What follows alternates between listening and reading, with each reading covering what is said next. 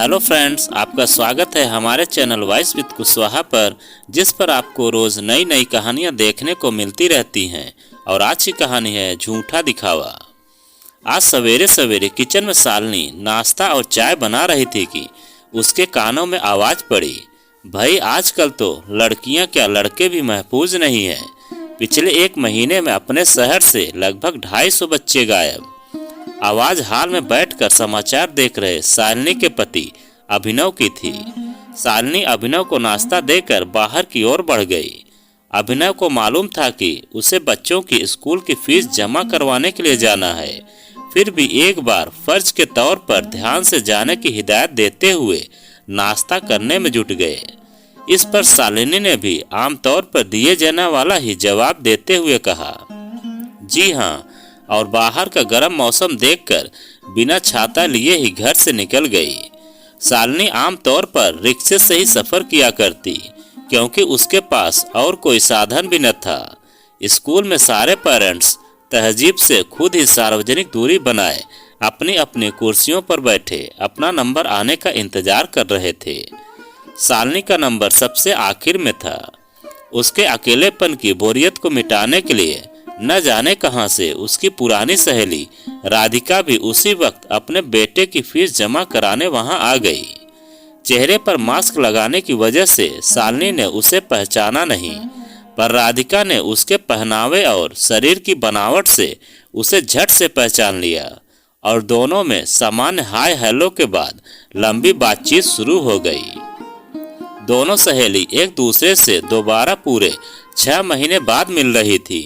यूं तो दोनों का आपस में एक दूसरे से दूर दूर तक कोई संबंध नहीं था, पर दोनों के बच्चे एक ही कक्षा में पढ़ते थे। घर पास होने की वजह से शालिनी और राधिका की मुलाकात कई बार रास्ते में एक दूसरे से हो जाया करती थी। धीरे धीरे बच्चों की दोस्ती शालिनी और राधिका तक आ गई। दोनों ही अक्सर छुट्टी के समय अपने बच्चों को लेने आते, तब उनकी भी मुलाकात हो जाया करती थी। दोनों एक ही शेयरिंग रिक्शा पर लेते, जिस पर उनके बच्चे पीछे बैठ जाया करते। शालिनी ने राधिका को देखकर खुशी से मुस्कुराते हुए कहा, अरे ये मास्क भी न, मैं तो बिल्कुल ही पहचान ही नहीं पाई तुम्हें। पर असलियत तो यह थी कि वह उसके पहनावे से धोखा खा गई थी, क्योंकि जिस राधिका के लिबास पुराने से दिखने वाले और कई दिनों तक एक ही जैसे रहते थे, वह आज एक महंगी सी नई साड़ी और कई साजो श्रृंगार के सामान से लदी हुई थी। इसके चलते उसे यकीन ही नहीं हुआ कि यह राधिका हो सकती है। शालिनी ने उसकी महंगी साड़ी को हाथ से छूने की चाह से जैसे ही उसकी तरफ हाथ बढ़ाया, राधिका ने उसे टोकते हुए कहा, अरे भाभी, ये क्या कर रही हो, हाथ मत लगाओ। भले ही राधिका ने सार्वजनिक दूरी को जेहन में रख रख कर यह बात कही हो, पर उसके शब्द थोड़े कठोर थे, जिसका शालिनी ने यह मतलब निकाला कि तुम्हारी औकात नहीं इस साड़ी को छूने की, इसीलिए दूर रहो। शालिनी ने उससे चिढ़ते हुए पूछा, यह साड़ी कहाँ से? मेरा मतलब इतनी महंगी साड़ी पहनकर स्कूल में आने की कोई वजह? महंगी? यह तुम्हें महंगी दिखती है? अरे ऐसी साड़ियां तो मैंने रोज पहनने के लिए ले रखी है, राधिका ने बड़े घमंड में कहा। शालिनी अंदर ही अंदर कुढ़ने लगी। उसे विश्वास नहीं हुआ कि ये वही राधिका है जो अक्सर मेरे कपड़ों की तारीफ करती रहती थी और खुद के ऊपर दूसरे लोगों से हमदर्दी की भावना रखती थी। ये तो कुछ महीनों पहले उम्र से ज्यादा बूढ़ी और बेकार दिखती थी, पर आज अचानक ही इसके चेहरे पर इतनी चमक और रौनक पीछे क्या वजह है? पहले तो अपने पति के कुछ काम न करने की मुझसे शिकायत करती थी, पर आज यह अचानक से चमक धमक कैसे? हाँ, हो सकता है कि जितेंद्र भाई को कोई नौकरी मिल गई हो सकता है कि उन्होंने कोई धंधा शुरू किया हो जिसमें उन्हें अच्छा मुनाफा हो, या कोई लॉटरी लग गई हो। तो क्या मैं इतना क्यों सोचने लगी? अब हर किसी की किस्मत एक बार जरूर चमकती है, उसमें मुझे इतनी जलन क्यों हो रही है? जिनके पास पहले पैसा नहीं, जरूरी थोड़े न है कि उनके पास कभी पैसा आएगा भी नहीं। भूतकाल भी अपनी ही उधेड़ बुन में कोई शालिनी को राधिका उसके मुंह के सामने एक चुटकी बजाकर वर्तमान में लेकर आई और कहा, अरे भाई कहाँ खो गई तुम, लाइन तो आगे भी निकल गई। शालिनी और राधिका दोनों एक एक कुर्सी आगे बढ़ गए। वैसे एक बात पूछूं राधिका, तुम्हारी कोई लॉटरी वगैरह लगी है क्या? शालिनी ने बड़े ही सवालिया अंदाज में पूछा, जिसका राधिका ने बड़े ही उल्टे किस्म का जवाब दिया। क्यों, लॉटरी वाले ही ज्यादा पैसा कमाते हैं क्या? अब उन्होंने मेहनत के साथ साथ दिमाग लगाया है तो पैसा आएगा ही न। अब अभिनय भाई को ही देख लो, दिन भर अपने साहब के कहने पर कलम घिसते हैं, ऊपर से उनकी खरी खोटी सुनते हैं, पूरे दिन खच्चरों की तरह दफ्तर में खटते हैं, फिर भी रहेंगे तो हमेशा कर्मचारी ही न। नहीं, ऐसा नहीं है। मेहनत के नाम पर ये कौन सा पहाड़ तोड़ते हैं? सिर्फ दिन भर पंखे के नीचे बैठकर लिखा पढ़ी का काम ही तो करना होता है। इससे ज्यादा आराम और इज्जत की नौकरी और किसकी होगी? शालिनी ने राधिका को और नीचा दिखाने की चाह में उससे कहा, पढ़े लिखे हैं, आराम की नौकरी करते हैं, यूं धंधे में कितनी भी दौलत कमा लो, पर समाज में सिर्फ पढ़े लिखे और नौकरी वाले इंसान की ही इज्जत होती है। बाकियों को तो सब अनपढ़ और गंवार ही समझते हैं। इस पर राधिका अकड़ गई और अपने पास अभी अभी आए 4 पैसों की गर्मी का ढिंढोरा शालिनी के आगे पीटने लगी। काउंटर पर शालिनी का नंबर आया। काउंटर पर बैठी रिसेप्शनिस्ट ने फीस की लंबी चौड़ी रसीद, जिसमें दुनिया भर के चार्जेस जोड़ दिए गए थे, शालिनी को पकड़ाई।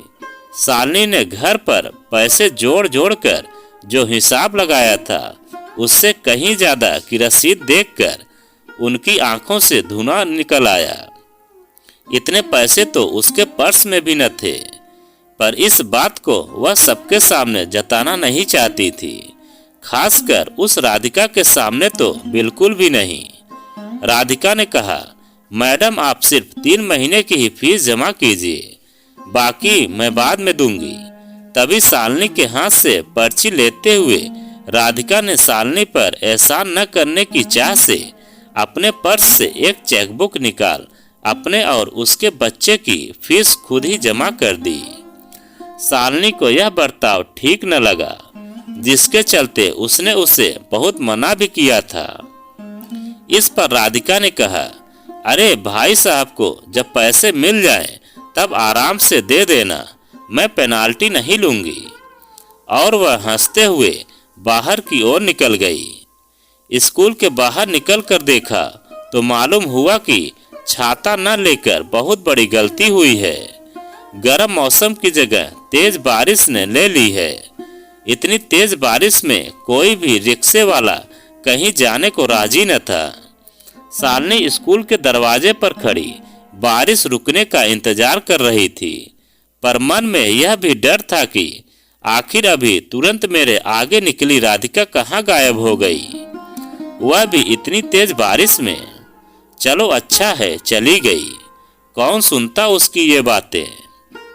4 पैसे के आ गए, अपने आप को कहीं की महारानी समझने लगी है। सारे पैसे खर्च हो जाएंगे तब फिर वही एक रिक्शा भी मेरे साथ शेयरिंग पर लेकर चला करेगी।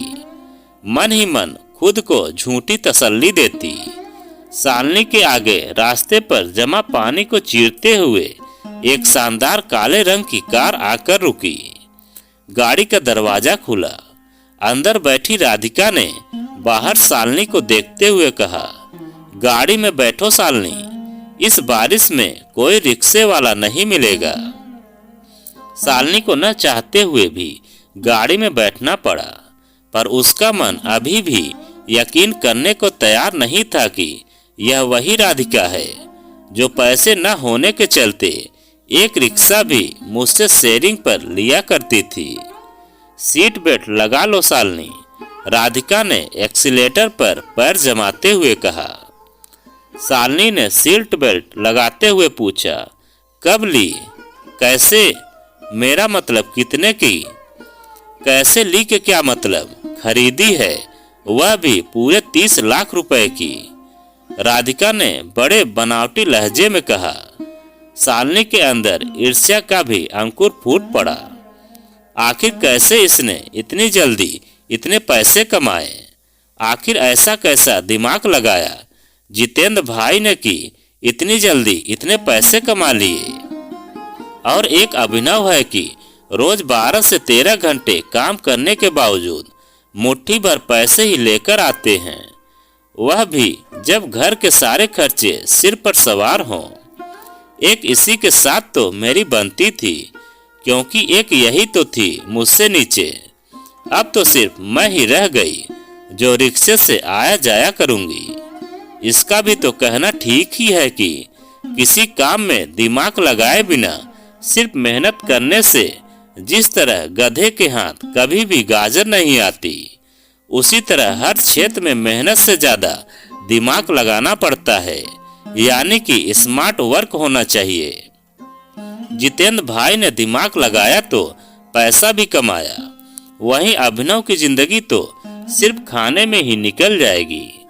आज ये बना लेना, कल वो बना लेना। अपना घर नजदीक आता देख शालिनी ने सीट बेल्ट खोल दी और उतरने के लिए जैसे ही उसने दरवाजा खोलना चाहा, उससे उस महंगी गाड़ी का दरवाजा न खुला। इस पर राधिका ने हंसते हुए अपने ही वहां से किसी बटन से दरवाजा अनलॉक करते हुए शालिनी को अलविदा किया। दरवाजा न खुलने वाली बात पर शालिनी को खूब शर्मिंदगी का सामना कर पड़ा था। घर पहुंचते ही अभिनव ने एक पत्रिका में छपी डिश की तस्वीर सामने रखते हुए वही डिश बनाने का आदेश दे डाला, जिस पर शालिनी ने अभिनव पर बिफरते हुए कहा, पूरी जिंदगी तुमने और किया ही क्या है, पूरे दिन गधों की तरह मेहनत करते हो और ऊपर से दफ्तर में बैठे बैठे फरमाइश और कर डालते हो कि आज यह बनाना और कल यह। खाने के अलावा कभी सोचा है कि बाकी लोग तुमसे कम मेहनत करते हैं, फिर भी किसी चीज की कमी नहीं उन्हें।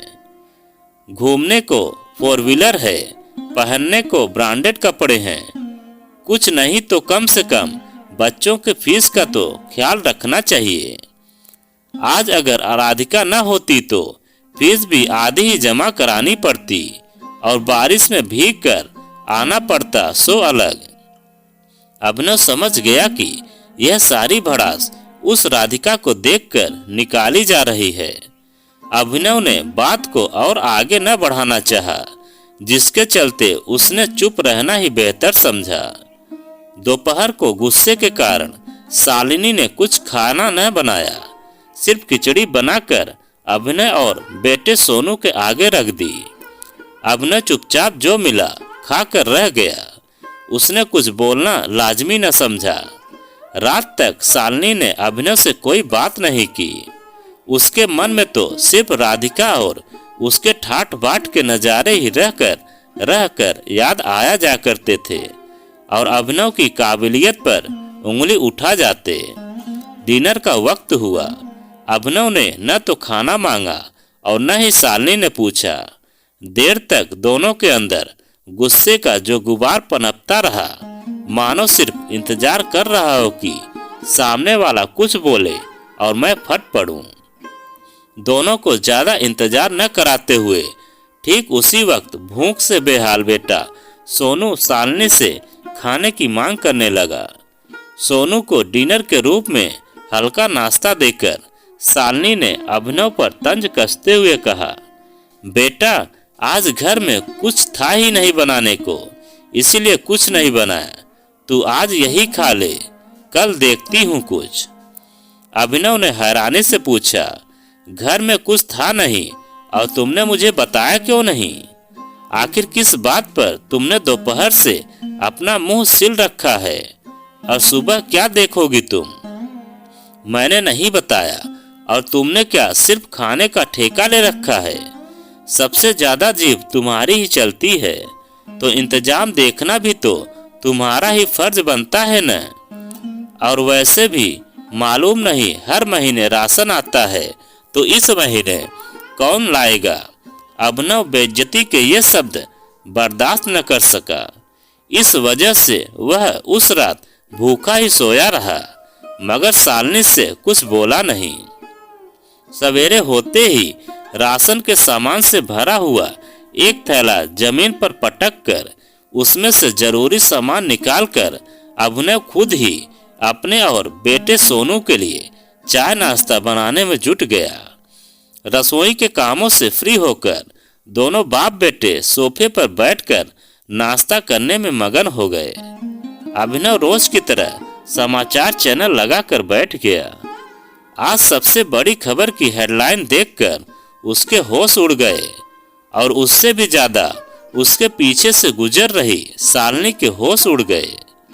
सबसे बड़ी खबर की हेडलाइन में लिखा था, शहर में पिछले महीनों से गायब हो रहे बच्चों के केस का आरोपी शिकंजे में, जिसका नाम जितेंद्र बताया जा रहा है। कल ही चौक से एक बच्चे को बहलाकर अगवा करते हुए रंगे हाथ वह पकड़ा गया है। मुंह काले कपड़े से ढका हुआ था, पर इतनी पुरानी पहचान के चलते अभिनव और शालिनी को आरोपी को पहचानने में देर न लगी। शालिनी को अपनी गलती का एहसास हो चुका था। वह जान चुकी थी कि जल्दी से जल्दी ज्यादा ऐशो आराम पाने के चक्कर में लोगों को कोई शॉर्टकट ही अपनाना पड़ता है, जिस काम की वारंटी वाकई में काफी शॉर्ट होती है। आज अपनी मर्जी से ही शालिनी ने दोपहर का खाना अभिनव की पसंद का बनाया था, जिसकी उसे कल तस्वीर दिखाई गई थी। तो दोस्तों, यह कहानी आपको कैसी लगी कमेंट में लिखकर हमें ज़रूर बताएं। और आप अगर हमारे चैनल पर नए हों तो प्लीज़ चैनल को सब्सक्राइब करें और वीडियो को एक लाइक ज़रूर करें और एक प्यारा सा कमेंट हमें ज़रूर करें।